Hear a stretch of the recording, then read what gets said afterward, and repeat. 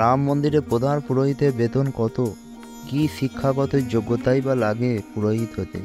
চলুন বন্ধুগণ, ভিডিওটি শুরু করার আগে আমার অজানা রহস্য চ্যানেলটিকে প্লিজ সাবস্ক্রাইব করতে ভুলবেন না। লাইক শেয়ার কমেন্ট অবশ্যই করে দেবেন এবং কমেন্টে অবশ্যই লিখবেন জয় শ্রীকৃষ্ণ। বেশি দেরি না করে ভিডিওটি স্টার্ট করা যাক। দীর্ঘ 500 বছরের অপেক্ষা অবশেষে উদ্বোধন হলো রাম মন্দির। গর্ভগৃহে রামলালার মূর্তি প্রাণ প্রতিষ্ঠা করলেন নরেন্দ্র মোদী।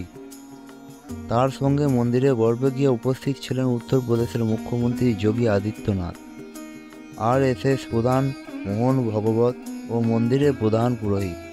রাম মন্দিরে স্থাপিত রামলালার প্রধান পূজারী কে হবে জানেন? তার বেতনই বা কত হবে? জানা গিয়েছে রামলালার পূজারী হবেন মোহিত পাণ্ডে।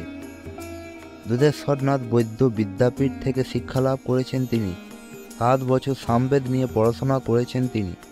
আচার্যের ডিগ্রি রয়েছে তার কাছে। বর্তমানে PhDর প্রস্তুতিও নিচ্ছেন তিনি। জানা গিয়েছে প্রায় 3000 পূজারী আবেদন করেছিল রাম মন্দিরের পূজারী হওয়ার জন্য।